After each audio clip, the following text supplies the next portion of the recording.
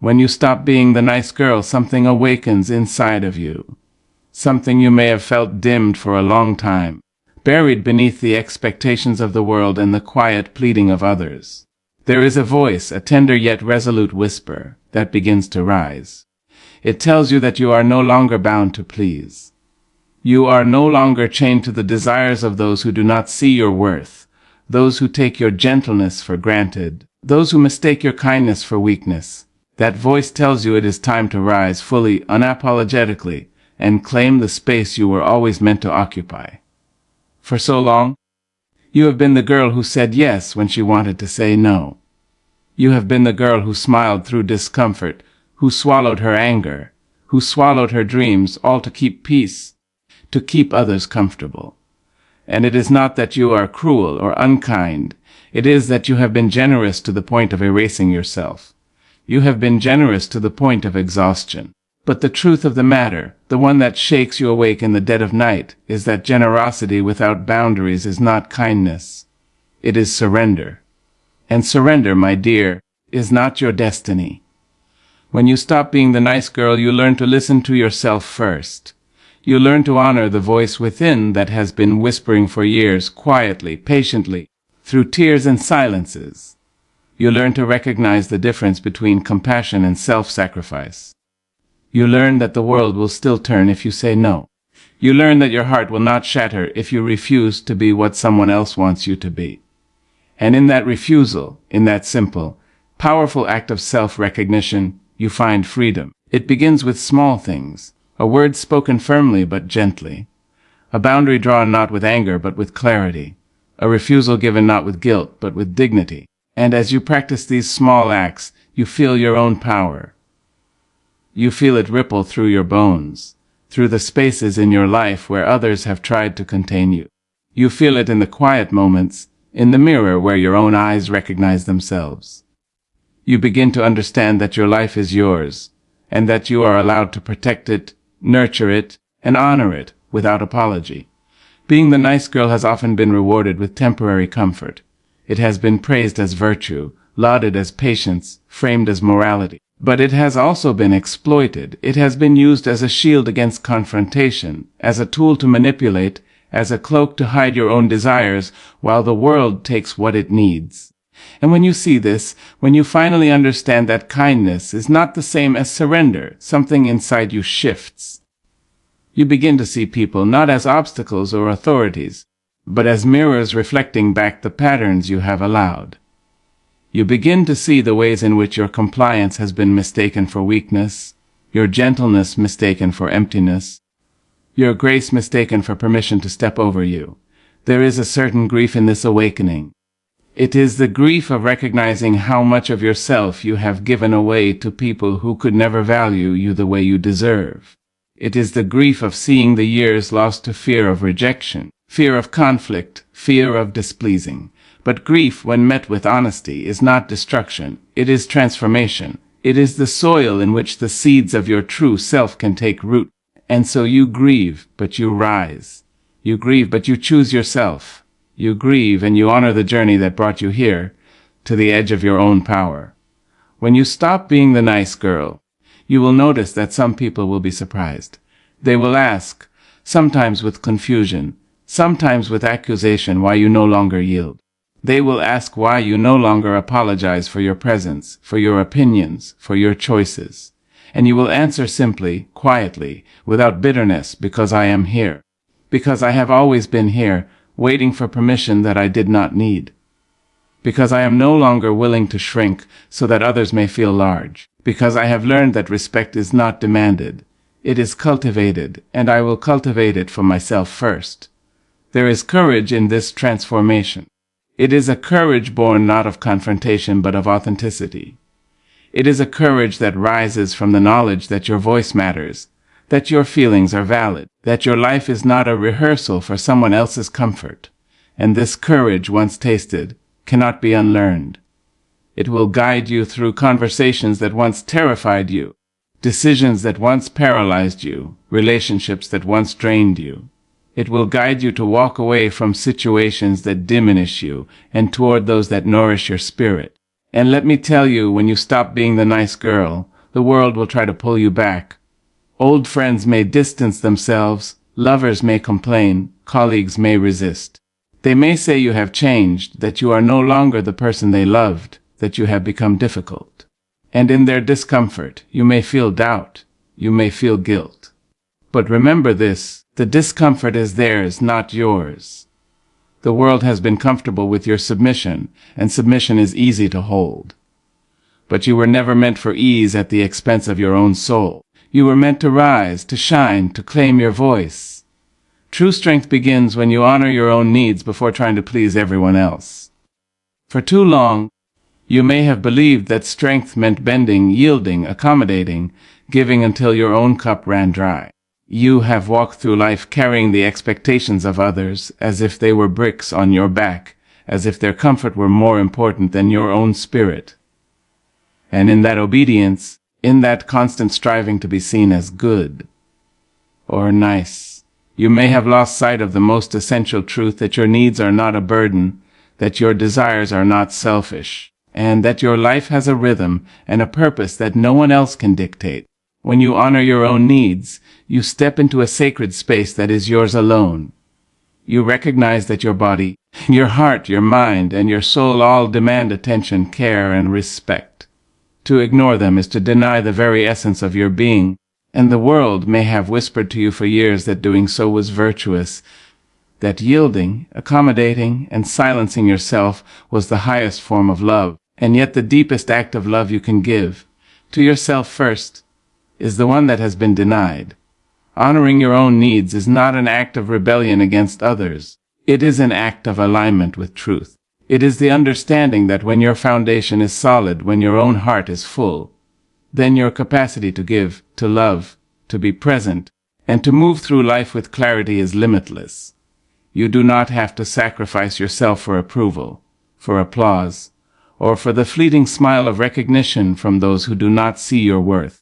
There is a quiet power that rises from acknowledging what you need, from tending to your own wounds, from feeding your own spirit before the world demands its due. And in this power, there is a liberation that no kindness from others can provide, no validation can grant, no accolades can replace. When you begin to honor your own needs, you also begin to understand the beauty of discernment. You begin to see clearly where your energy is best spent, where your attention will be cherished, and where your presence will be valued.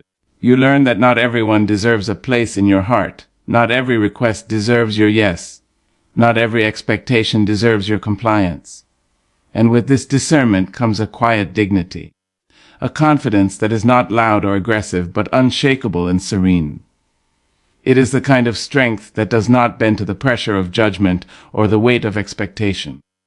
It is the kind of strength that whispers to your soul that you are enough, that your needs matter, and that honoring them is the very act that allows you to be fully alive, fully present, and fully yourself. This strength teaches patience with yourself and clarity in your choices. It teaches you to prioritize, to protect, and to nurture without apology. It teaches that life is not a ledger where every act of giving must erase a part of you, but a dance where your fulfillment allows your generosity to flow naturally, abundantly, and without depletion. Setting boundaries is not unkind, it is an act of self-respect and clarity. For too long you may have believed that saying yes, even when your heart trembled at the thought of refusal, was the measure of your worth. You have been taught in whispers and shouts alike that accommodating others, bending to their will, and tolerating what makes you uncomfortable is the way to be loved, accepted, and valued. Yet there is a quiet truth that waits patiently for you to hear it. Boundaries are not walls that separate, but lines that define the space in which your spirit can flourish. To establish them is not to reject others, but to honor yourself. It is to say without anger or shame that your time, your energy, your feelings, and your presence are precious and that they deserve respect. When you claim this space for yourself, you begin to move through life with clarity. You begin to recognize the difference between what nourishes you and what depletes you, between those who cherish your presence and those who take it for granted. Setting boundaries is an act of courage. It is a declaration that your life belongs to you and not to the demands, expectations, or whims of others. You will find that it can be frightening at first to speak the truth of what you will or will not tolerate. You may fear conflict, confrontation, or even rejection. You may imagine that saying no is a betrayal of love or friendship, forgetting that love without respect is hollow, and friendship without honor is fragile. But boundaries, carefully drawn and lovingly maintained, create a framework in which relationships can breathe, in which mutual respect can flourish, in which both giving and receiving are balanced. When you assert your limits, you give others the gift of knowing you fully, of encountering the real you, and of learning how to honor your humanity rather than exploit it. There is also a profound healing that comes with boundaries. They teach you that your feelings are valid, that your instincts are trustworthy, and that you are the authority in your own life. They remind you that saying yes when you want to say no does not demonstrate love, but erodes your sense of self. They remind you that no one gains from your exhaustion, your resentment, or your silence. Boundaries are not rigid or unyielding. They are flexible and alive, adapting to circumstance but always rooted in self-respect. They allow you to navigate relationships with integrity, honesty, and compassion, without sacrificing the essence of who you are. As you practice setting boundaries, you begin to feel a freedom that was previously hidden. You begin to move through the world with dignity, with courage, and with the quiet knowledge that your presence is not for the taking, that your heart is not an open field to be trampled, and that your soul does not require permission to exist fully and powerfully. Saying no is not rejection. It is a declaration of your value. For too long, you may have feared the weight of refusal, believing that a single no could shatter bonds, diminish love, or estrange friendship.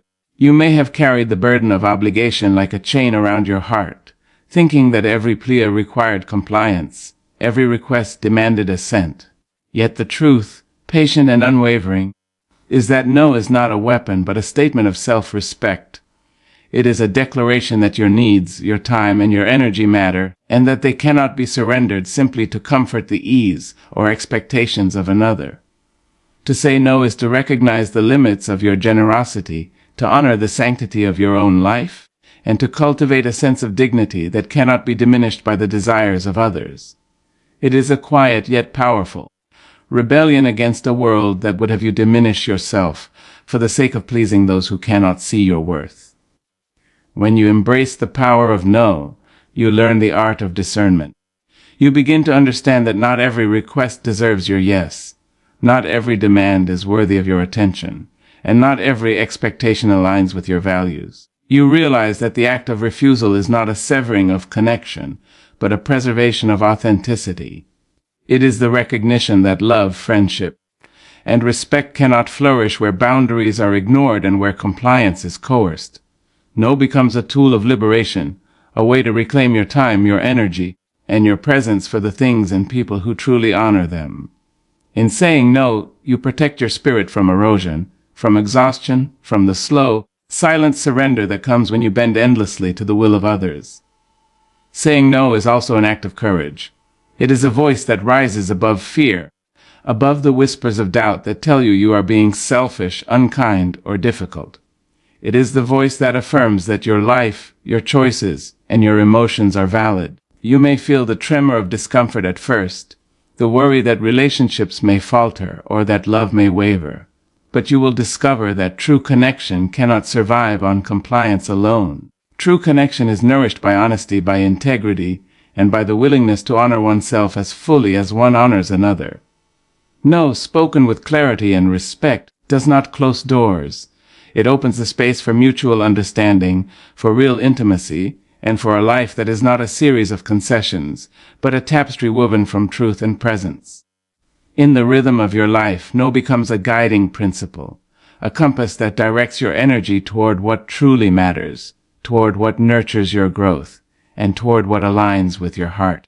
It teaches you that you are not obliged to drain yourself to meet the comfort of others, that your time is sacred, that your spirit is worthy, and that your choices are your own. Each no strengthens the foundation of your self-respect, builds the walls of your dignity, and illuminates the path of authenticity that you have long sought in silence. Letting go of approval, seeking frees you to live authentically and courageously. For years, perhaps for decades, you have walked a path lined with the expectations of others, believing that your worth was measured by their praise, that your value depended on their nod of acceptance, that your life had to be crafted in the image of someone else's comfort. You have smiled when you did not want to, spoken when your heart longed for silence, and bent yourself into forms that were never truly yours, all to gain a fleeting affirmation, a whisper of approval, a fleeting smile that would reassure you that you belonged, that you were enough.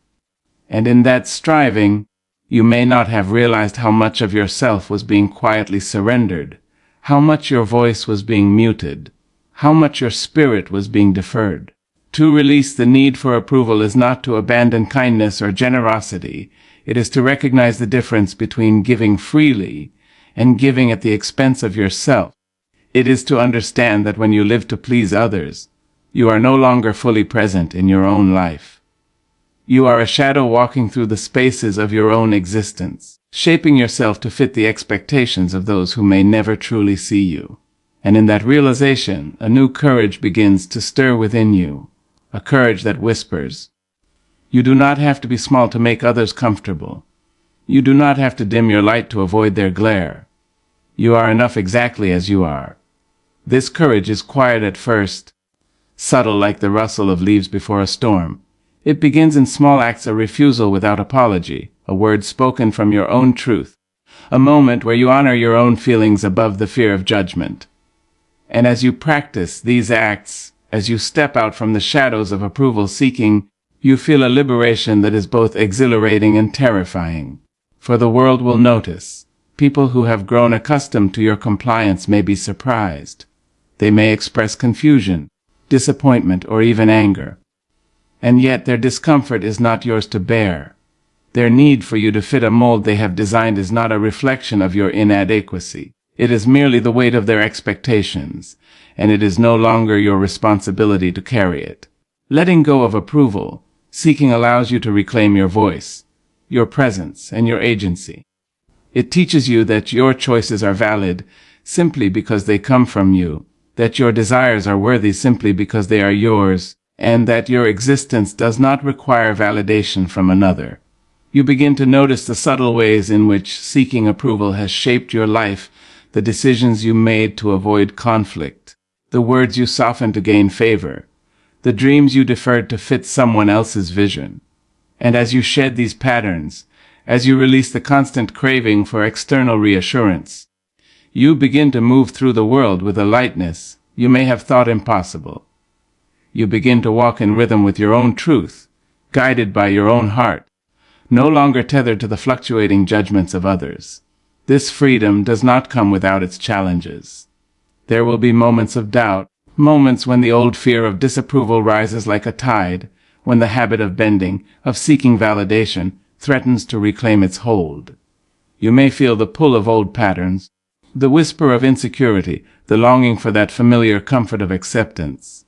And in those moments, you must remember that courage is not the absence of fear, but the willingness to act despite it. You must remember that the life you are building, one rooted in authenticity and self-respect, is stronger and more enduring than the fleeting approval of those who cannot honor your truth. You must trust that by honoring yourself first, you are creating the conditions for deeper, more genuine connections that are not built on the erosion of your identity, but on the celebration of it.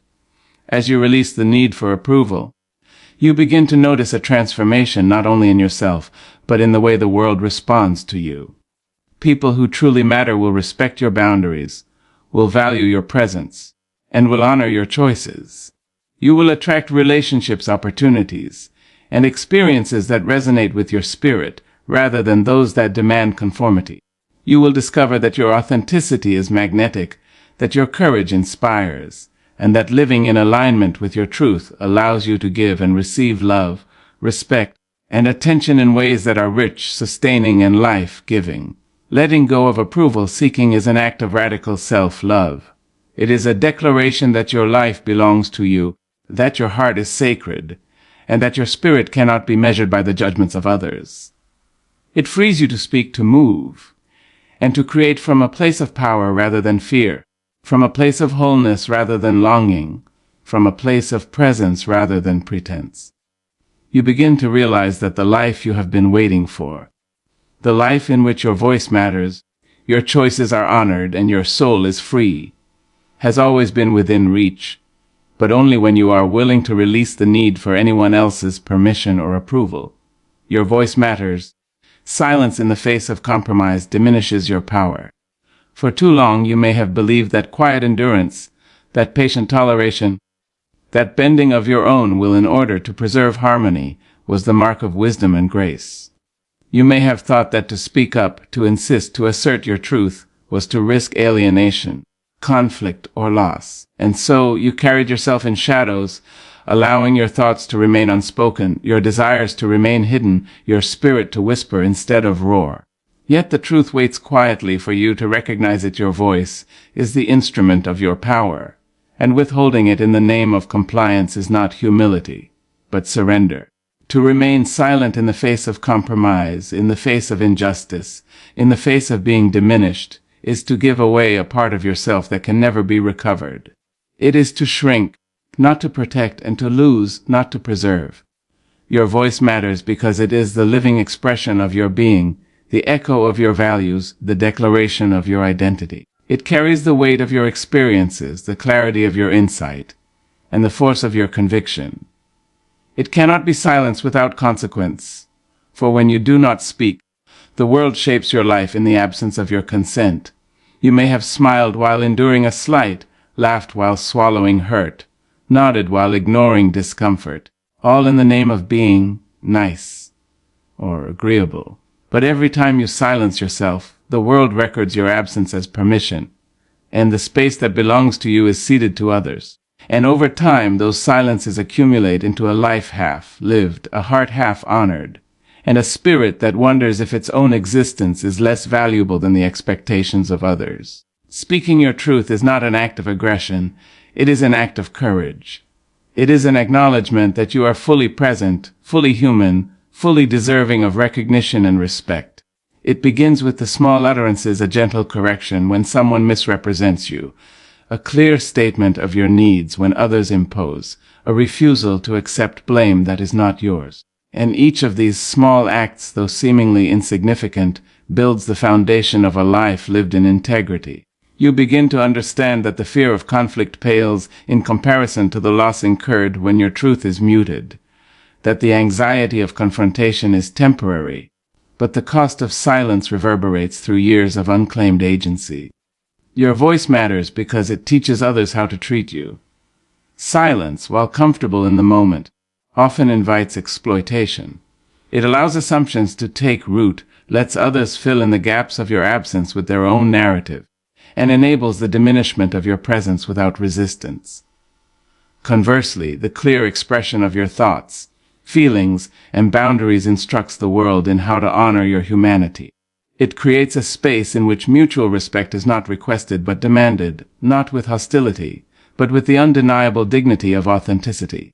Every word you speak in alignment with your truth is a declaration that your presence matters, that your feelings are valid, and that your choices are worthy of recognition. When you embrace the power of your voice, you also embrace responsibility. You become aware that what you say has impact, that your words carry weight, and that your silence has consequences.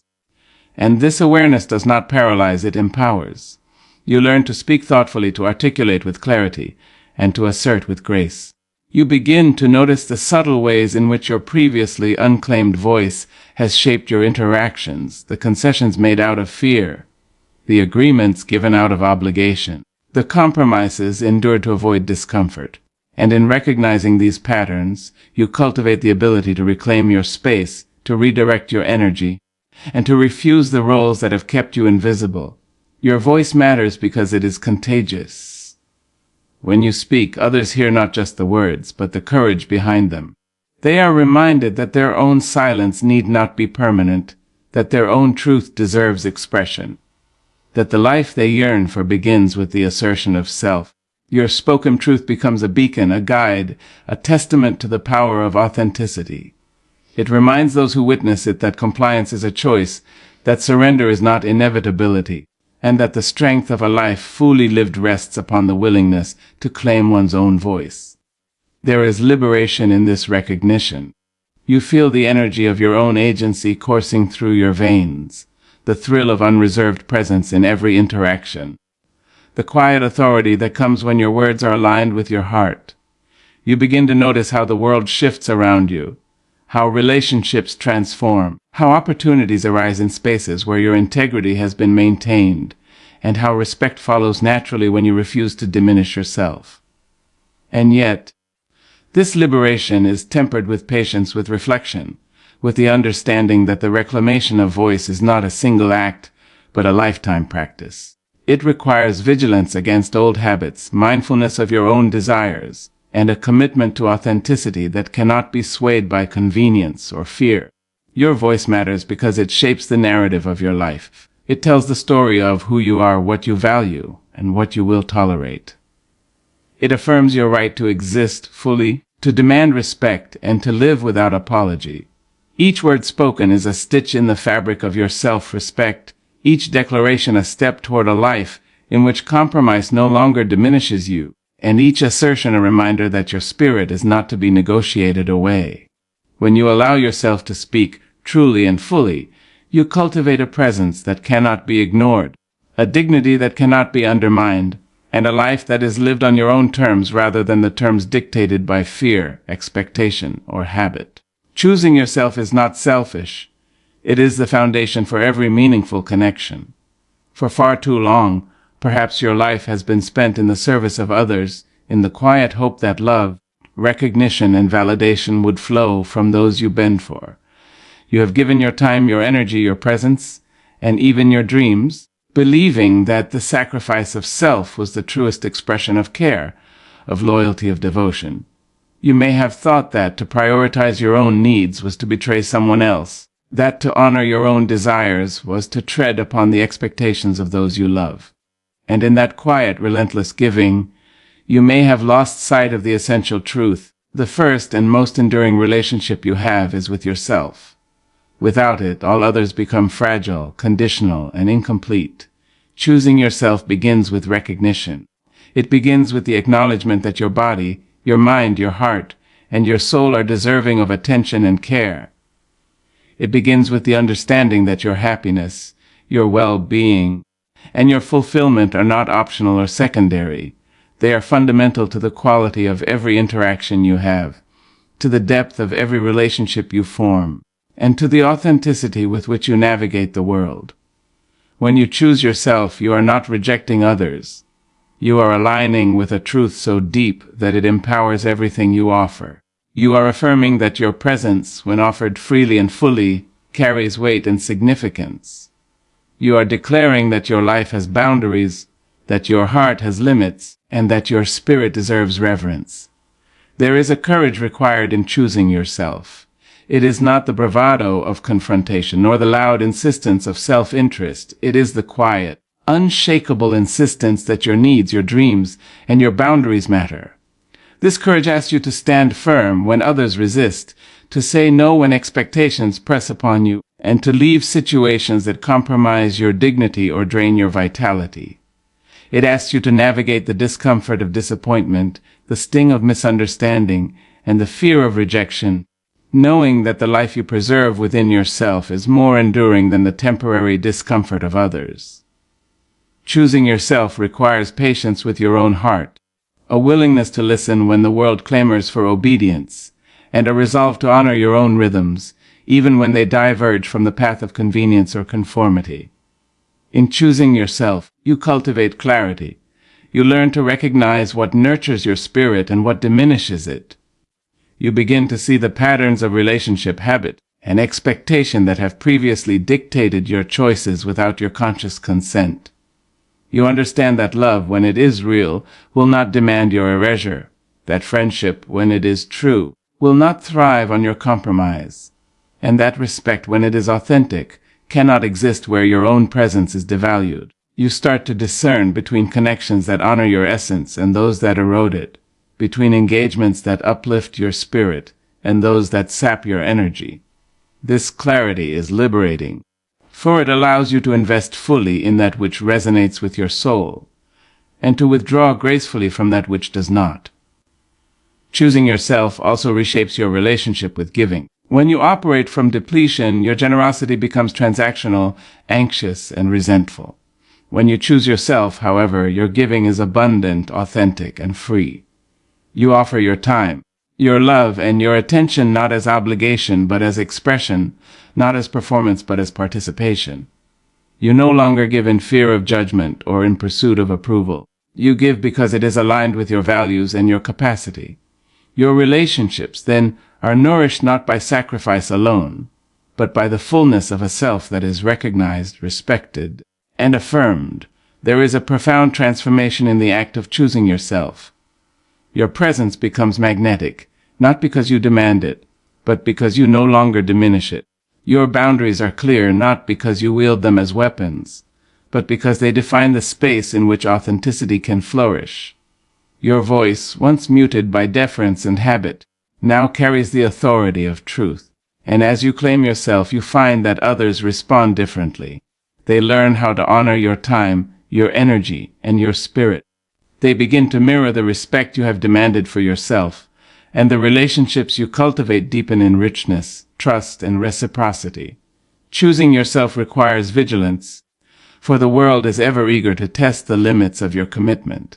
Old patterns will call, familiar voices will question, and doubt may whisper that you are being selfish, arrogant, or unkind. In these moments, you must remember that selfishness is the depletion of others, not the preservation of self. That kindness, when offered from emptiness, loses its power. That the love you extend most fully to others is born from the love you cultivate within. Choosing yourself is not a rejection of generosity. It is the foundation upon which generosity becomes sustainable, vibrant, and transformative. When you consistently choose yourself, a remarkable shift occurs. Your life becomes a reflection of your values, your choices a testament to your integrity, and your presence a force of authenticity in a world that often rewards compromise over courage. You navigate challenges with resilience, embrace opportunities with discernment, and form connections that honor rather than diminish you. You learn that the most enduring gift you can offer is not submission, not endless accommodation, but a fully realized self, unafraid to assert its worth, unafraid to claim its joy, and unafraid to live boldly in alignment with its truth. Choosing yourself is, in the end, the most profound act of love. It is the declaration that your life is sacred, your spirit is worthy, and your presence matters. It is the assurance that the foundation of every meaningful connection is not sacrifice or compromise, but the wholeness of a self that knows, deeply, that it is deserving, capable, and radiant. It is the beginning of a life lived fully, courageously, and with the unshakable certainty that you are, and always have been enough.